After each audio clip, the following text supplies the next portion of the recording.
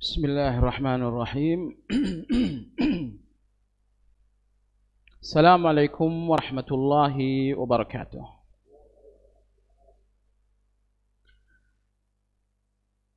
Alhamdulillah alladzi bi ni'matihi tatimmus shalihat. Wa ashhadu an la ilaha illallah wahdahu la syarika lah. وأشهد أن محمدًا عبده ورسوله لا نبي بعده. اللهم صل وسلم على محمد وعلى آله وأصحابه ومن اتبعهم بإحسان إلى يوم الدين.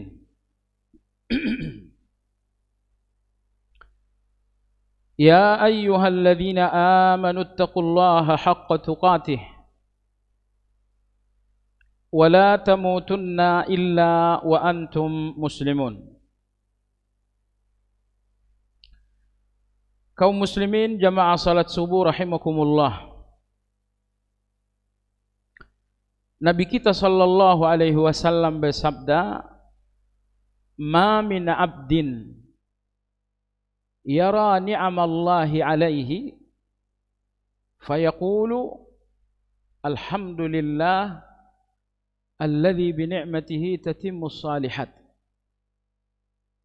illa zadahu wastaghnahu."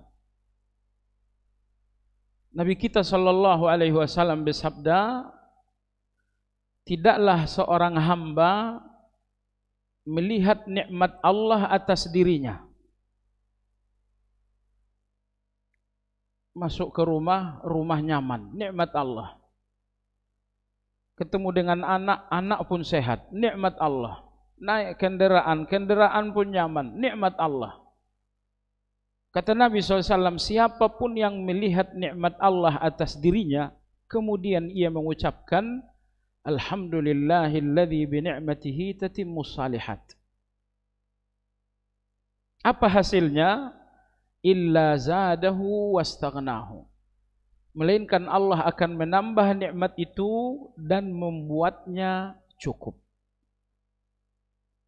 Jamaah sekalian yang saya hormati, nikmat-nikmat Allah dalam diri kita, dalam kehidupan kita demikian banyak.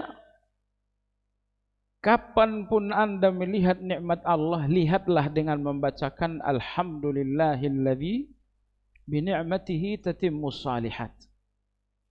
Hasilnya kata Nabi dua, zadahu wastaghnahu. Nikmat ini akan ditambah, dan yang kedua Allah akan membuatnya cukup. Kaum muslimin rahimakumullah, malam ini kita lanjutkan kajian Asmaul Husna. Sekedar mengingatkan saja jamaah sekalian,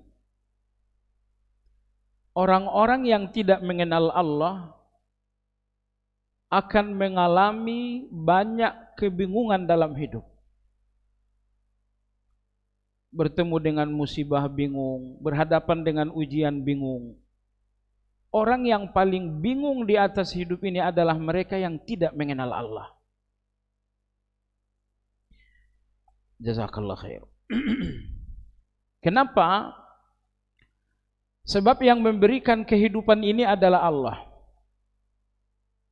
Kalau Anda mengenal Allah dengan baik, niscaya Anda akan memahami kehidupan ini. Karena yang memberikan kehidupan ini adalah Allah. Maka orang-orang yang tidak mengenal Allah yang memberi mereka kehidupan akan sering menemukan kebingungan dalam hidup. Dapat uang banyak, bingung bagaimana caranya. Akhirnya jalan-jalan kemana-mana, enggak ibadah kepada Allah. Diberikan oleh Allah ujian, misalnya bingung bagaimana cara menghadapinya. Akhirnya stres.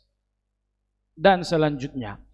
Maka orang yang paling memahami Allah adalah orang yang paling memahami hidup juga. Walaupun seseorang pintar, dia cerdas berbicara, berpendidikan tinggi, namun hidup ini tidak difahami dengan pendidikan tinggi. Anda akan faham hidup kalau Anda memahami yang memberikan kehidupan itu, yaitu Allah Azza wa Jalla. Kajian kita pagi ini adalah nama Allah yang ke-33 yaitu Asmaul Husna Al-Jabbar. Asmaul Husna Al-Jabbar. Di dalam Al-Quran, Al-Jabbar hanya disebutkan oleh Allah satu kali saja, pada ayat yang ke-23 dalam surat Al-Hasyr. Allah Subhanahu wa taala berfirman, Al-Azizul Jabbarul Mutakabbir, Subhanallahi amma yusyrikun. Ini satu-satunya ayat yang menyebutkan Asmaul Husna Al-Jabbar secara tegas. Akan tetapi jamaah sekalian, makna dari Al-Jabbar ini sangat banyak ditemukan dalam Al-Quran. Baik. Lantas bagaimana Al-Jabbar dalam hadis Nabi? Apakah Nabi menyebutkan Asmaul Husna Al-Jabbar? Jawabannya iya. Dalam hadis sahih Nabi sallallahu alaihi wasallam bersabda dalam riwayat Abdullah bin Umar radhiyallahu anhu. Kata Nabi SAW, Ya'khudhul jabbaru samawatihi wa ardihi yaumal qiyamah. Pada hari kiamat di depan semua orang, Al-Jabbar akan menggenggam langit dan bumi. Thumma yuqallibuha. Setelah Allah menggenggam langit dan bumi di depan semua manusia, Allah membolak-baliknya. Kemudian Allah berfirman, Ainal Jabbar? Di mana mereka-mereka yang hidup di dunia menjadi jabbar? Ainal Mutakabbirun? Di mana mereka-mereka yang hidup di dunia sombong? Perhatikan, langit dan bumi ada di tangan Al-Jabbar. Allah membolak-baliknya sambil Allah mengatakan, Ainal Jabbar, Ainal Mutakabbirun. Baik. Oleh karena Asmaul Husna Al-Jabbar sangat tegas dalam ayat, sangat tegas pula dalam hadis, sehingga ulama-ulama ijma' bahwa Al-Jabbar adalah salah satu nama Allah Subhanahu wa taala.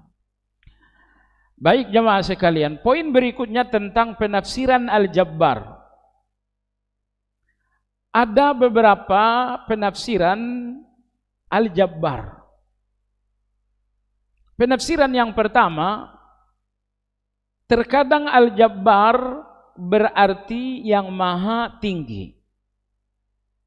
Yang maha tinggi. Maka orang-orang Arab mengungkapkan korma yang sudah tinggi, mereka mengatakan hadhihi jabbarah. Pohon korma kalau sudah sangat tinggi sekali, mereka mengatakan hadhihi jabbarah. Oleh sebab itu ulama-ulama kita mengatakan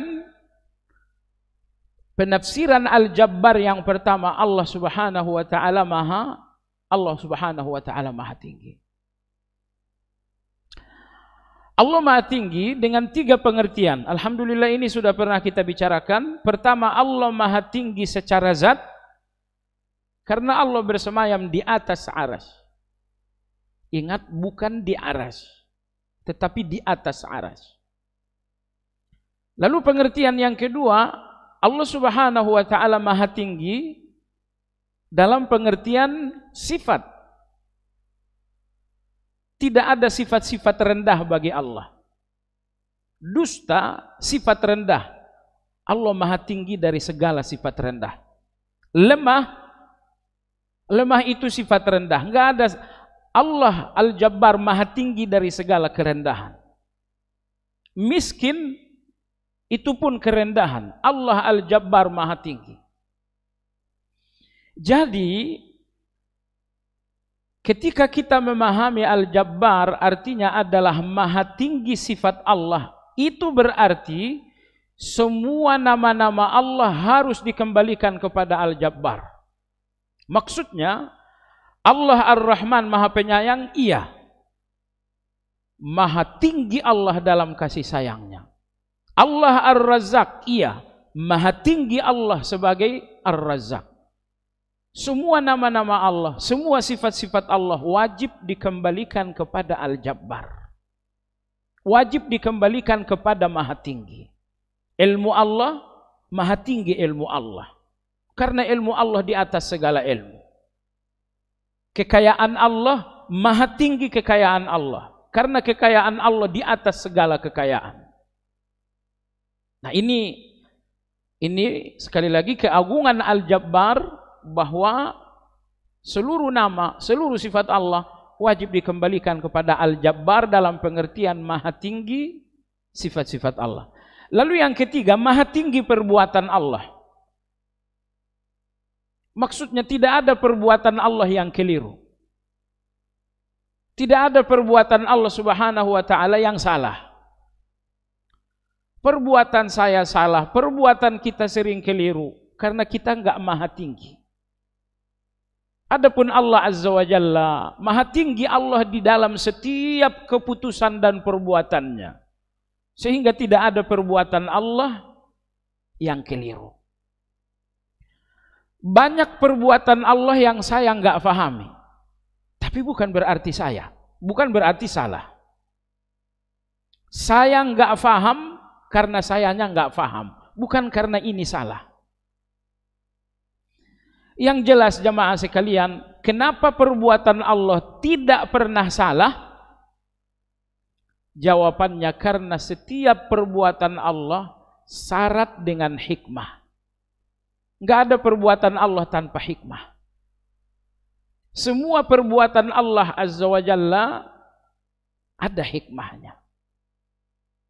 Nah, maka tugas Anda, tugas kita semua adalah lihatlah perbuatan Allah menggunakan kacamata hikmah itu. Contoh, seseorang sakit, pasti ada hikmahnya. Kalau Anda melihat sakit dengan pandangan lahiriah, Anda melihat pemandangan yang buruk. Mungkin Anda akan kecewa. Mungkin Anda akan stres. Tapi kalau Anda melihat sakit itu dengan kacamata hikmah, justru Anda melihat sakit itu keindahan. Sakit itu indah karena dia menghapus dosa. Sakit itu indah karena dia meninggikan derajat. Sakit itu indah karena dia membersihkan hati seseorang dari sombong. Sakit itu indah karena tawakal menjadi lebih kuat kepada Allah Azza wa Jalla. Ini rahasia besar. Semua orang yang menderita dalam hidup karena mereka melihat kehidupan mereka pada tampilan lahiriah. Dan semua orang yang melihat dengan kacamata hikmah gak pernah kecewa dalam hidup. Saya gagal. Kalau Anda cuma melihat gagalnya, Anda kecewa. Tapi kalau Anda melihat hikmah, hati Anda akan lega, akan lapang, menerima kegagalan, bahkan Anda mengatakan terima kasih kegagalan. Jadi ternyata jamaah sekalian, hidup secara keseluruhan sangatlah indah bagi orang yang memandang dengan hikmah. Tapi orang-orang yang selalu memandang dengan lahiriah, inilah orang-orang yang selalu kecewa. Inilah orang-orang yang selalu menderita. Baik. Jadi kembali kepada pembicaraan, Allah Maha Tinggi dalam segala perbuatan-perbuatannya. Karena perbuatan Allah syarat dengan hikmah. Oleh karena perbuatan Allah syarat dengan hikmah, tugas Anda adalah memahami perbuatan Allah dengan hikmah itu. Nabi Musa berjalan dengan Khidir. Kemudian Nabi Musa alaihissalam melobangi kapal. Nabi Khidir melobangi kapal. Apa yang terjadi dengan Musa? Protes. Perjalanan dilanjutkan. Mereka bertemu dengan anak kecil yang sedang bermain dengan kawan-kawannya. Dibunuh oleh Khidir. Nabi Musa protes lagi. Lalu kemudian yang terakhir, ada rumah tidak berpenghuni, tapi Khidir berambisi harus melakukan rekonstruksi. Nabi Musa kembali protes. Itulah orang yang melihat lahiriah. Orang-orang yang selalu melihat lahiriah akan protes. Tapi ketika Khidir menjawab, wahai Musa, dengarkan jawaban atas protesmu. Protes pertamamu, kapal aku lobangi, menurutmu aku salah. Padahal saya melobanginya agar kapal ini tidak dirampok. Karena di depan ada perampok yang besar, penguasa yang sangat zalim, dan dia akan mengambil kapal-kapal yang bagus. Sementara ini milik orang miskin yang penghasilan dan kehidupan mereka di laut. Sengaja aku merusak kapal agar kapal itu tidak dirampok. Coba lihat. Tadinya perbuatan Khidir sesuatu yang sangat buruk. Tapi ketika dijelaskan hikmahnya oleh Khidir, ternyata sangat indah. Baik. Anak kecil sedang bermain-main dengan kawannya. Oleh Khidir kemudian diambilkan batu besar dan dipukulkan ke kepala anak sampai mati. Nabi Musa kembali melihat lahiriah, Nabi Musa protes. Sekali lagi, semua orang yang melihat lahiriah protes. Tapi kemudian Khidir memberikan hikmah. Kamu tahu hikmahnya? Anak ini memiliki dua orang tua yang saleh.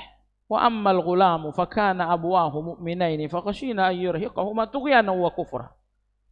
Anak ini punya dua orang tua yang saleh. Nanti kalau dia sudah besar, akan menjadi sebab orang tuanya menjadi jahat. Untuk menyelamatkan kesalehan orang tuanya, anak ini dimatikan. Fa'aradna ayyubdilahuma rabbuhuma khairam min. Nanti Allah akan menggantikan dengan yang lebih baik. Sehingga pemandangan yang sangat buruk, yang tadinya diprotes habis oleh Musa alaihi salam, setelah Khidir menjelaskan hikmah, ternyata pemandangan buruk ini sangat indah. Nah, saya nggak lanjutkan contoh yang ketiga. Saya cuma ingin mengatakan bahwa kemahatinggian Allah yang ketiga adalah maha tinggi perbuatan Allah. Karena setiap perbuatan Allah memiliki hikmah. Kesimpulan, orang-orang yang melihat Allah salah karena mereka melihat lahiriah. Kalau mereka melihat hikmah, Allah nggak pernah salah. Karena cara pandang yang keliru, mereka pun tersiksa. Mereka melihat sebuah kesalahan, mereka tersiksa dengan kesalahan itu. Padahal kalau mereka melihat hikmah, mereka melihat keindahan, sehingga mereka akan menikmati keindahan tersebut. Baik, inilah penafsiran yang pertama Al-Jabbar. Allah maha tinggi dengan 3 penafsiran. Kemudian penafsiran Al-Jabbar yang kedua adalah Al-Qahir, yang maha memaksa. Yang maha memaksa. Allah memaksa manusia dengan 2 hukum. Yang pertama, Allah memaksa manusia dengan hukum kauni yang dinamakan dengan takdir. Allah takdirkan sakit datang, nggak ada yang bisa menolak. Allah takdirkan mati datang, nggak ada yang bisa berlari. Allah takdirkan pekerjaan PHK, siapa yang bisa menghindar? Maka Allah datangkan hukum kauni, yaitu takdir, dan semua orang hanya pasrah di dalam takdir. Maka Allah Al-Jabbar maha memaksa. Paksaan Allah yang pertama, Allah memaksakan hukum kauni. Lalu yang kedua, Allah memaksakan hukum syar'i. Allah berfirman, wa aqimus shalah. Kalian semua wajib salat. Kalau kalian tidak salat, neraka. Ma salakakum fi saqar? Qalu lam nakum minal musallin. Kalau kalian enggak salat, nanti ke neraka saqar. Allah paksa. Kalian wajib berzakat. Kalian yang keringatan, kalian yang menanggung resiko cari uang, tapi kalian harus berzakat. Kalau tidak, yauma yuhma 'alaiha fi nari jahannam fatukwa biha jibahuhum wa junubuhum wa zuhuruhum. Tubuh kalian nanti akan disetrika kalau enggak zakat. Maka Allah memaksa. Sekilas Al-Jabbar dengan pengertian Allah memaksa nampaknya sesuatu yang buruk. Allah memaksa. Ingat jamaah sekalian, ketika Allah memaksakan takdir atau ketika Allah memaksakan syariat, jangan pisahkan paksaan Allah dari Asmaul Husna yang lain. Allah paksakan takdir kematian. Apakah ketika Allah paksakan kematian ini Allah lepas dari Ar-Rahmanir Rahim? Tidak.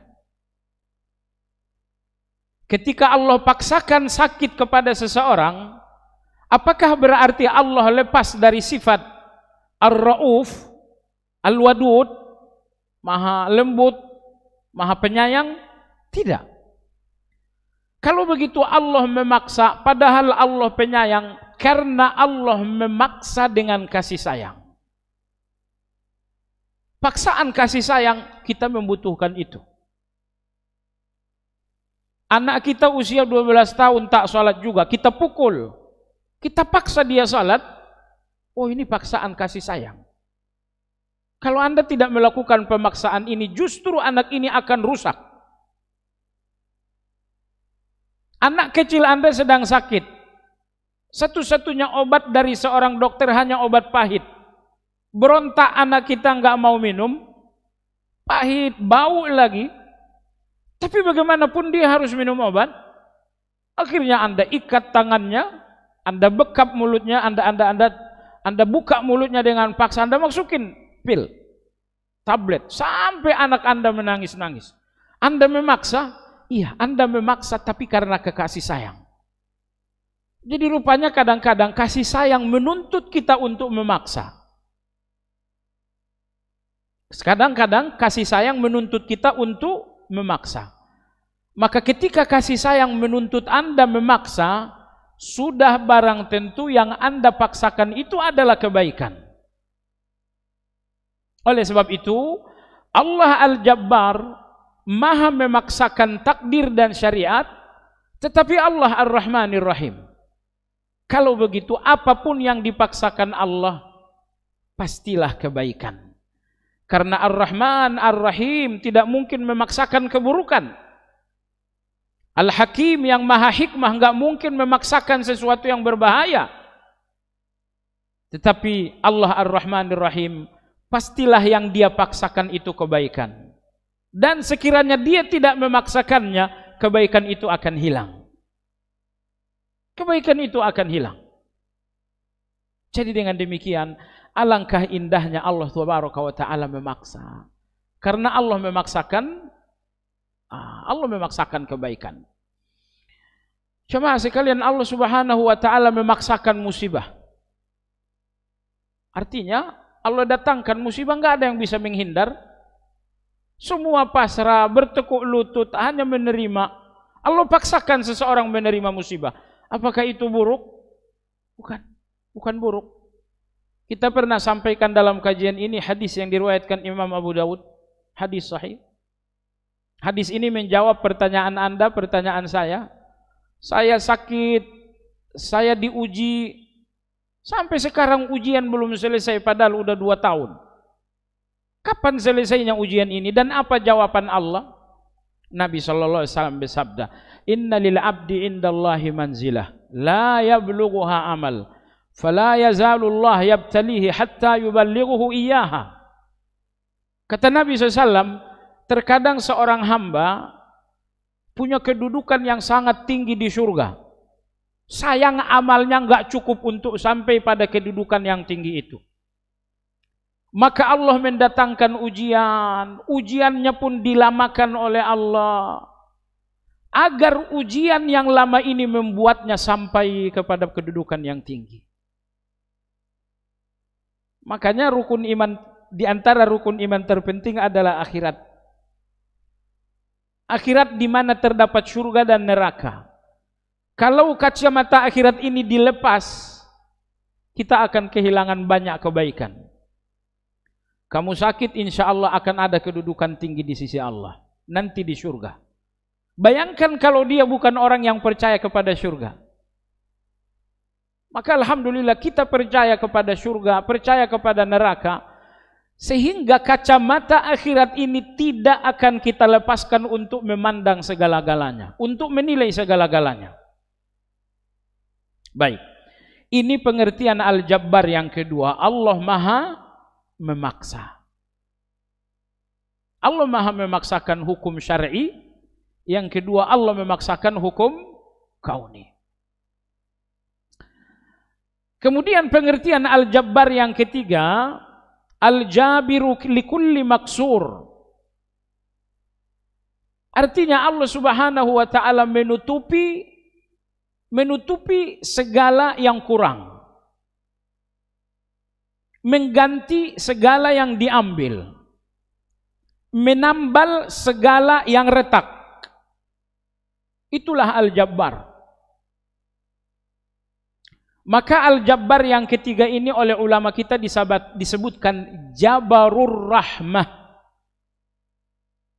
Kalau yang pertama Jabarul Ulu, yang kedua adalah Jabarul Qahar, yang ketiga ini adalah Jabarur Rahmah. Jabarur Rahmah artinya Al-Jabbar, Allah menutupi segala kekurangan. Jemaah sekalian, Anda lihat orang yang cacat, dia nggak bisa melihat, tapi Allah Al-Jabbar Maha menutupi segala kekurangan. Si cacat yang buta ini diberikan oleh Allah kelebihan. Kelebihan yang tidak dimiliki orang yang sempurna. Kelebihan yang pertama, hafal Quran dalam usia yang sangat cepat. Kelebihan yang kedua, Allah berikan suaranya yang luar biasa. Sehingga ketika dia bacakan Al-Quran dengan hafalan yang lancar dan suara yang sangat indah, orang tidak lagi melihat buta. Orang nggak mau melihat dia buta, enggak. Seolah-olah identitas buta itu tertutupi dengan kelebihan yang diberikan oleh Allah. Kenapa? Karena Allah Al-Jabbar. Allah Subhanahu wa taala Al-Jabbar. Asal arti Al-Jabbar menambal. Tahu menambal kan? Baju kita robek ditambal, itu namanya Jabbar. Allah Maha menambal. Kita kembali kepada kisah Nabi Musa tadi. Nabi Khidir alaihi salam, kalau dia seorang nabi, karena ulama-ulama beda pendapat apakah dia nabi atau sekedar orang yang saleh, tapi anggaplah dia seorang nabi. Ketika dia membunuh anak kecil tadi, dia bunuh anak kecil yang lagi lucu-lucunya. Kemudian dia mengatakan, fa'aradna ayyubdilahuma rabbuhuma khairam minhu zakata wa aqraba ruhma. Saya membunuh anak ini karena anak ini akan malapetaka bagi orang tuanya. Maka saya membunuhnya dan nanti Allah menggantinya dengan anak yang lebih baik. Jabbar. Allah mengambil, kemudian Allah mengganti. Ingat, karena Allah Al-Jabbar, maka Allah enggak pernah mengambil apapun melainkan Allah mengganti. Karena Al-Jabbar artinya Allah menutup segala yang kurang, menambal segala yang retak, mengganti segala yang diambil. Itulah Al-Jabbar. Maka apapun yang diambil oleh Allah akan digantikan oleh Allah Subhanahu wa taala. Maka dalam hadis sahih Nabi SAW bersabda, kata Nabi SAW, man taraka syai'an lillah awadahullah. Apa yang Anda tinggalkan untuk Allah akan digantikan oleh Allah Azza wa Jalla. Nah, jemaah sekalian, Al-Jabbar dengan pengertian yang ketiga, bahwa Allah Maha menggantikan yang hilang, bahwa Allah Maha menutupi yang kurang, bahwa Allah Subhanahu wa taala menambal segala yang sobek. Kalau Anda amati Al-Jabbar dengan pengertian yang ketiga, Anda akan melihat semua kehidupan ternyata seperti itu. Allah nggak pernah mengambil kecuali Allah mengganti. Allah nggak pernah mengambil kecuali Allah Subhanahu wa Ta'ala mengganti. Kenapa? Karena Allah Al-Jabbar, Maha mengganti, Maha menutupi, Maha menambal. Nah, Nabi Yusuf alaihi salam diuji oleh Allah 1, 2, 3 ujian. Akhirnya Allah ganti semuanya dengan kekuasaan. Maka Allah berfirman dalam surat As-Sajdah, "Wa ja'alna minhum a'immatan yahduna bi amrina lamma sabaru." Kami menjadikan mereka pemimpin ketika mereka sabar. Tidak ada orang yang jadi pemimpin sebelum kesabarannya diuji oleh Allah Azza wa Jalla. Yusuf alaihi salam, Allah uji kesabarannya 1, 2, 3. Beberapa ujian, akhirnya Nabi Yusuf jadi pemimpin. Apa ini? Ini adalah Al-Jabbar. Kemarin Allah menguji, hari ini Allah mengganti. Maka jemaah sekalian, apapun yang hilang dalam hidup Anda, semuanya akan diganti oleh Allah kecuali satu. Hanya satu yang tak diganti oleh Allah. Kalau Anda kehilangan iman, itu nggak ada gantinya. Anda kehilangan anak, diganti oleh Allah. Anda kehilangan harta, diganti oleh Allah Azza wa Jalla. Anda hilang pekerjaan, akan diganti oleh Allah Azza wa Jalla. Satu-satunya yang tidak diganti oleh Allah apabila seseorang hilang iman. Anda lihat orang-orang yang murtad, iman mereka hilang, nggak ada ganti untuk mereka sama sekali. Baiklah. Jemaah sekalian yang saya hormati, kita lanjutkan. Allah Tabaraka wa Ta'ala Al-Jabbar, penafsiran yang pertama adalah Allah Maha Tinggi. Allah Maha Tinggi, apa yang mesti Anda lakukan? Apa yang menjadi ibadah Anda terkait dengan iman Anda tentang kemahatinggian Allah. Allah Maha Tinggi, ibadah Anda adalah at-tawadu'u lillah. Kalau begitu tawadu'lah kepada Allah Subhanahu wa Ta'ala. Rendahkan diri Anda untuk Allah. Karena Allah Maha Tinggi, maka Anda harus merendah. Anda nggak boleh meninggikan diri di depan yang Maha Tinggi. Ya, di depan yang Maha Tinggi semuanya harus merendah. Iya, Allah berikan Anda uang yang banyak, Allah berikan Anda jabatan yang tinggi, Allah berikan Anda ilmu yang luar biasa, pendidikan yang luar biasa. Di atas segala pemberian Allah tetaplah tawaduk, tetaplah merendah. Kenapa? Kalau Anda sadar Allah Maha Tinggi, maka Anda nggak boleh mengambil sifat Allah, yaitu ketinggian. Sifat Allah untuk Allah, sifat Anda untuk Anda. Seorang hamba yang mencoba mengambil sifat Allah adalah sebuah keburukan yang luar biasa, termasuk kategori syirik. Karena menyamai Allah. Persis seperti Fir'aun. Fir'aun menyamai Allah. Begitupun dengan orang-orang yang mengambil sifat Allah untuk mereka pakai. Maka Allah Maha Tinggi, jangan ambil ketinggian. Allah Maha Tinggi, kalau begitu rendahkan diri di depan Allah Azza wa Jalla. Rendahkan diri di depan Allah Azza wa Jalla. Jemaah sekalian yang saya hormati, saya ingin berbicara tentang kerendahan diri di dalam beramal.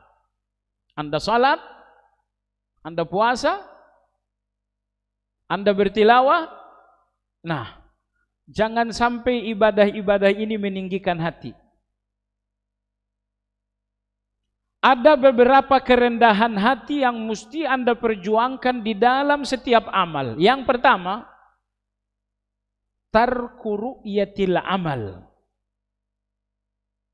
Di antara kerendahan diri Anda saat beramal, yang pertama, jangan melihat amal Anda karena Anda. Jangan melihat amal Anda karena Anda. Tapi lihatlah amal Anda karena taufik dari Allah Azza wa Jalla. Saya sholat malam, kenapa? Karena saya orang saleh. Tuh. Anda melihat amal dengan Anda. Amal ini karena saya saleh. Anda baru saja selesai tilawah 2 juz. Banyak tilawahmu, iya karena saya. Karena saya bla bla bla. Kamu bersedekah 1 miliar 1 hari, luar biasa sekali. Karena saya. Tidak jamaah sekalian. Kerendahan hati yang pertama dalam beramal, jangan melihat amal karena Anda. Tapi lihatlah amal karena taufik dari Allah Azza wa Jalla. Luar biasa loh sholat malam kamu. Ini taufik dari Allah. Kalau Allah tidak berikan taufik sholat malam, saya akan mendengkur sepanjang malam. Kamu tilawah sebanyak itu, iya, taufik dari Allah. Taufik dari Allah. Kalau Allah tidak berikan saya taufik, saya nggak bisa melakukan tilawah. Ini kerendahan hati yang pertama. Lihatlah amal karena taufik, bukan karena diri Anda. Baik, kerendahan hati yang kedua dalam beramal, tarku ru'yatil iwadi fil amal. Anda nggak boleh melihat balasan amal sebagai hak. Nggak boleh melihat balasan amal sebagai hak. Kata Allah, kalau salat, pintu rezeki akan dibuka. Berarti saya berhak dapat rezeki. Itu yang nggak boleh. Anda beramal dan dijanjikan balasan amal, tapi Anda nggak boleh memandang balasan amal itu sebagai hak. Anda bersedekah, kata Nabi akan dilipat gandakan 10, 100, 700. Oh, kalau begitu saya berhak. Maka di antara kerendahan hati di dalam beramal, jangan melihat balasan amal sebagai hak. Kenapa? Karena Anda budak. Anda adalah budak, Allah adalah majikan. Budak tidak punya hak apa-apa atas majikan. Jadi kalau toh Allah memberikan balasan atas saya karena Allah yang maha baik, bukan karena saya berhak. Ini kerendahan hati yang kedua. Kadang-kadang kita dengar orang gitu ya, bisnis kamu maju pesat. Iya, karena saya juga tiap hari sedekah. Masya Allah. Apa yang terjadi jamaah sekalian? Seolah-olah bisnis maju ini sebuah hak. Disebabkan karena dia sedekah. Mestinya bisnis maju ini nggak usah dihubungkan dengan amal. Hubungkan saja dengan Allah. Bisnis kamu maju karena Allah aja yang maha baik. Nggak usah dihubungkan dengan amal jamaah sekalian. Makanya kasihan orang kalau nggak ngaji. Akan sering latah bicara, dianggap biasa-biasa padahal sesungguhnya sangat rusak. Maka mulai dari sekarang ini, apapun pemberian Allah, katakan ini karena Allah baik. Sulaiman alaihi salam seorang nabi, ayahnya pun nabi. Allah berikan kekuasaan, Allah berikan kekayaan. Apa kata Nabi Sulaiman? Hadza min fadli Rabbi. Kekuasaan dan harta ini murni pemberian Allah. Bukan karena saya, bukan karena saya. Ini ketawadukan yang kedua. Ketawadukan yang ketiga, an-nuzulu anir ridha fil amal. Anda nggak boleh melihat amal Anda dengan pandangan ridha. Anda nggak boleh melihat amal Anda dengan pandangan puas.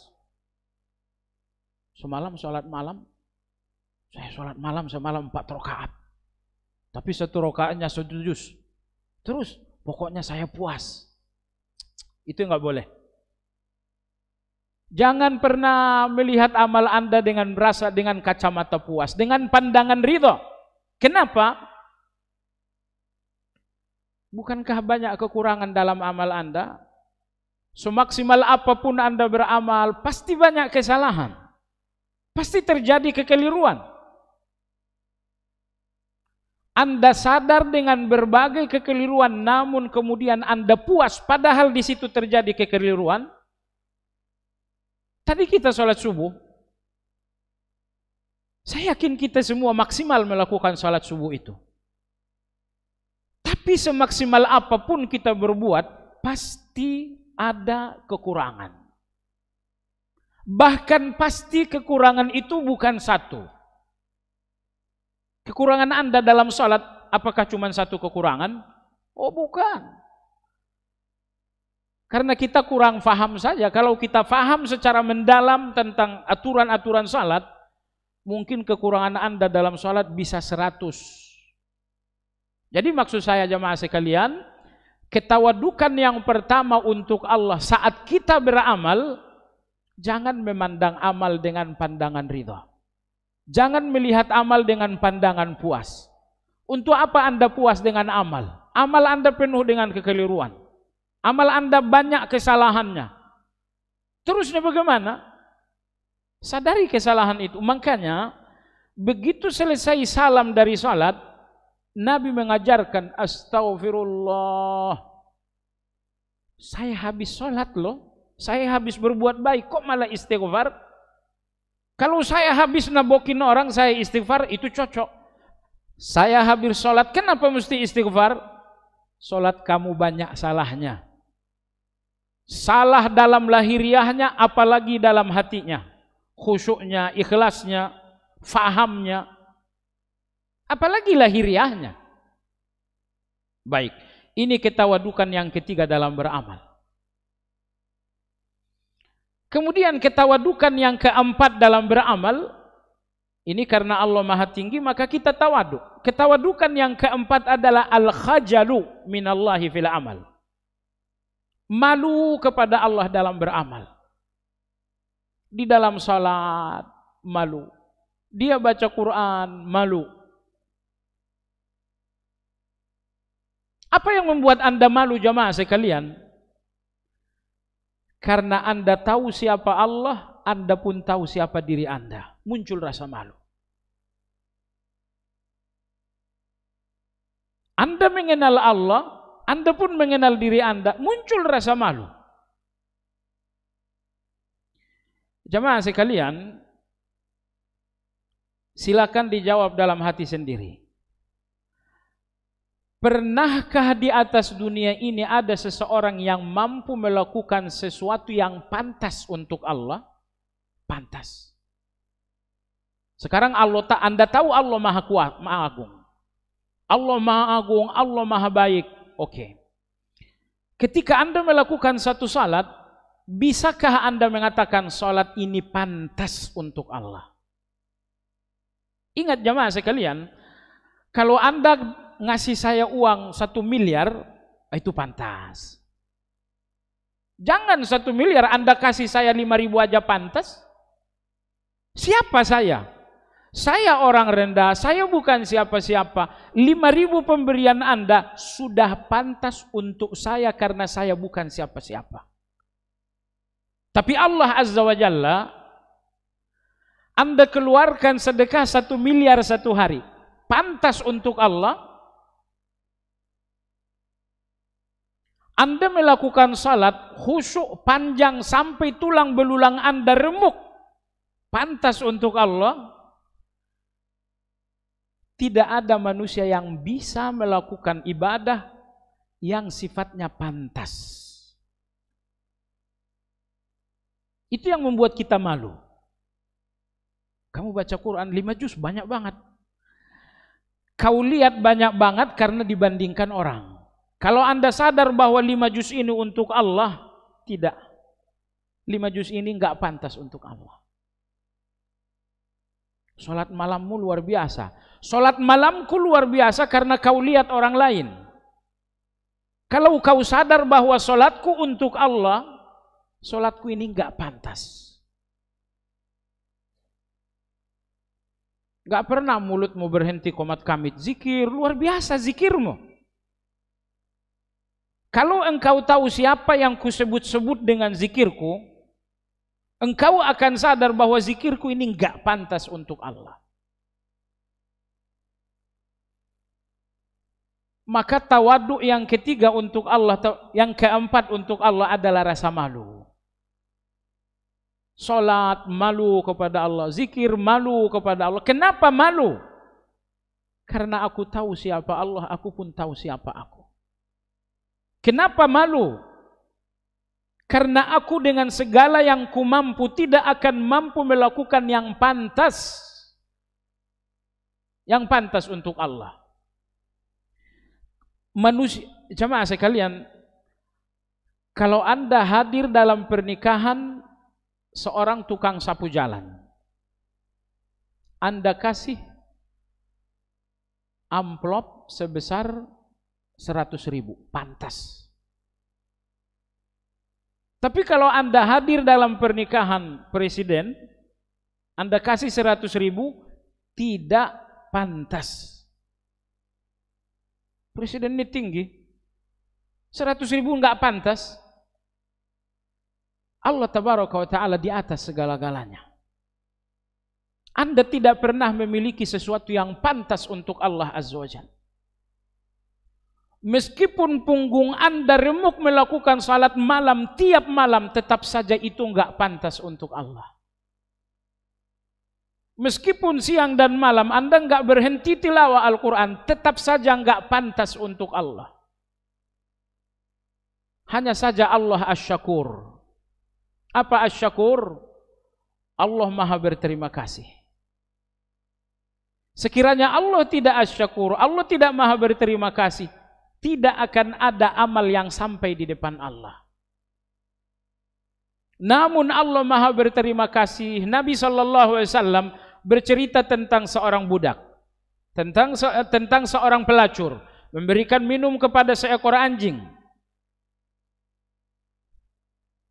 Siapa? Pelacur memberikan minum kepada anjing. Pelacur itu hina, anjing itu hina. Yang diberikan pun hanya beberapa tetes air. Pelacur itu hina bukan? Anjing itu hina bukan? Beberapa tetes air itu sedikit bukan? Tapi Allah Asy-Syakur, Maha berterima kasih. Nabi SAW bersabda, "Fasyakarallahu laha faghafara laha." Allah berterima kasih kepada pelacur itu, maka Allah mengampuninya. Sekiranya Allah tidak Asy-Syakur, Allah tidak Maha berterima kasih, tidak satu pun amal kita yang sampai ke depan Allah Azza wa Jalla. Tapi Allah Maha berterima kasih, sekecil apapun amal diterima oleh Allah Azza wa Jalla. Sekecil apa amal? Satu kali Anda mengatakan subhanallah, diterima oleh Allah. Bukan karena itu pantas, tapi karena Allah Asy-Syakur. Baik. Lalu ketawadukan yang kelima untuk Allah sewaktu beramal, ketawadukan yang ketiga jamaah sekalian adalah tarkul amali lil ilmi la lil hawa. Lakukan amal sesuai dengan ilmu, enggak sesuai dengan keinginan. Kita ini beramal standarnya keinginan. Standarnya keinginan. Begitu sholat zuhur baca apa dia? Sesuai keinginan saja. Betapa banyak di antara kita yang menjalankan amal sesuai keinginan. Ini bukan tawadhu.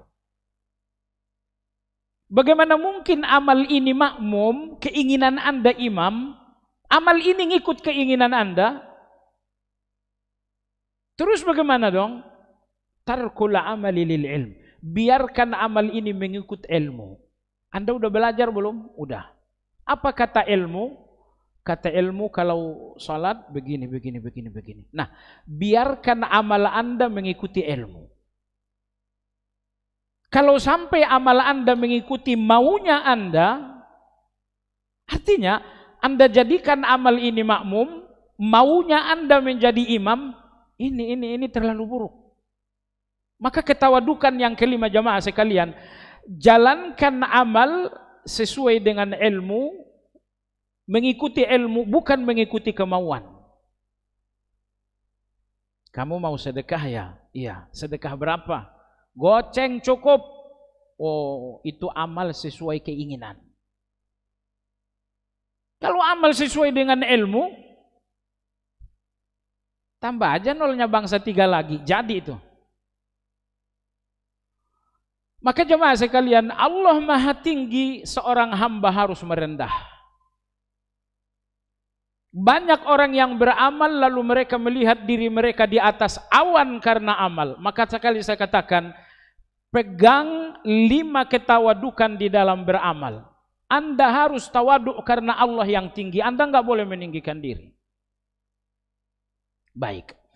Kalau begitu, ibadah Anda terkait dengan Al-Jabbar dalam penafsiran Allah Maha Tinggi, ibadahnya adalah tawaduklah kepada Allah. Kemudian ibadah Anda terkait dengan Al-Jabbar dalam pengertian Allah Maha Memaksa. Apa ibadah Anda? Ibadah Anda adalah bahwa Anda nggak boleh memaksa, nggak boleh kejam, nggak boleh otoriter. Yang otoriter, yang memaksa Allah Subhanahu wa Ta'ala, Anda nggak boleh memaksa. Kecuali memaksa untuk Allah. Misalnya anak tak sholat paksa, tapi Anda tidak memaksanya untuk Anda, tapi memaksa untuk Allah Subhanahu wa Ta'ala. Maka di dalam buku ini penulis menyebutkan beberapa ayat, bahwa para nabi-nabi bersih dari sifat jabbar. Ini berarti jamaah sekalian, jabbar bagi Allah positif, tapi jabbar bagi manusia negatif. Karena jabbar bagi manusia memaksa. Siapa yang Anda paksa jamaah sekalian? Manusia ini Allah yang cipta. Allah memaksa manusia karena Allah yang nyiptain manusia. Allah yang ngasih makan manusia. Allah yang ngasih hidup kepada manusia. Allah yang nyehatin manusia, Allah paksa. Wajar. Kalau Anda, apa yang mesti Anda paksakan kepada orang lain? Maka Allah Tabaraka wa Ta'ala mensifati nabi-nabi bahwa nabi-nabi tidak ada yang berakhlak jabbar. Di sini misalnya surat Qaf ayat 45 Allah berfirman, "Wa ma anta 'alaihim bijabbar." Muhammad, engkau bukan seorang jabbar terhadap umat. Engkau bukan seorang pemaksa terhadap umat. Kewajibanmu adalah sampaikan kebenaran dan jangan paksakan kebenaran. Allah berfirman, la ikraha fiddin, tidak ada paksaan dalam memasuki agama. Maka Allah berfirman, wa ma anta 'alaihim bijabbar, engkau bukan jabbar, pemaksa untuk mereka. Sampaikan kebenaran tapi jangan paksakan kebenaran. Jangan paksakan kebenaran. Baik. Berikutnya tentang Nabi Yahya, Allah berfirman, wa barram biwalidayhi wa lam yakun jabbaran. Nabi Yahya adalah seorang nabi yang berbakti kepada orang tua dan dia bukan jabbar. Ayat yang sama persis adalah tentang Nabi Isa, wa barram biwalidati wa lam yaj'alni jabbaran. Aku berbakti kepada ibuku dan aku bukan seorang jabbar. Ayat ini menunjukkan bahwa orang yang berbakti kepada orang tua akan dijauhkan oleh Allah dari sifat jabbar. Jadi kalau Anda melihat seorang yang kejam, oh kejam kali orang tuh. Kalau Anda melihat seorang yang kejam, Anda melihat seorang yang pemaksa itu kan kejam gitu ya. Kalau Anda melihat seorang yang kejam, pastikan satu hal, ini orang enggak berbakti kepada orang tua.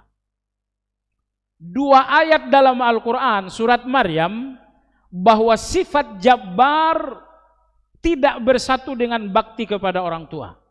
Maka siapapun yang memiliki kecenderungan kejam, 100% dia bukan orang yang berbakti kepada orang tua.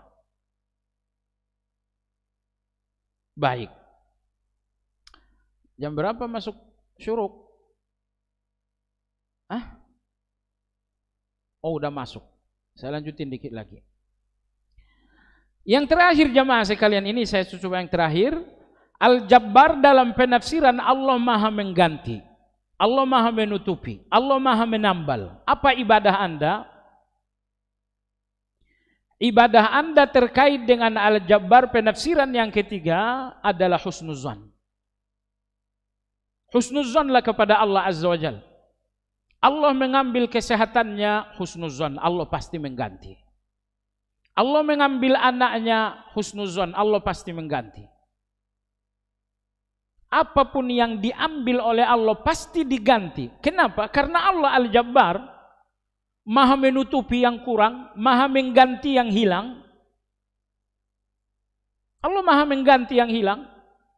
Maka tidak ada sesuatu apapun diambil oleh Allah kecuali diganti oleh Allah Azza wa Jalla.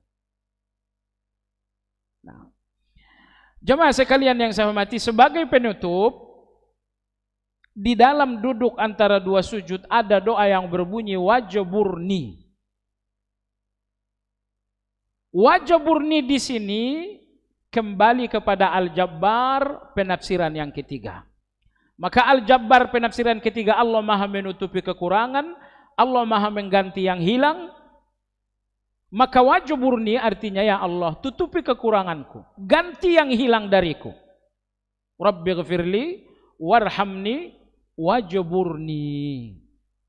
Kita punya kekurangan, banyak yang hilang. Allahumma jaburni, ya Allah, gantikan yang hilang, tutupi yang kurang. Baik. Itulah jamaah sekalian yang saya hormati, pembahasan Asmaul Husna yang ketiga-tiga, yaitu Al-Jabbar. Insyaallah yang akan datang adalah Asmaul Husna yang ke-34.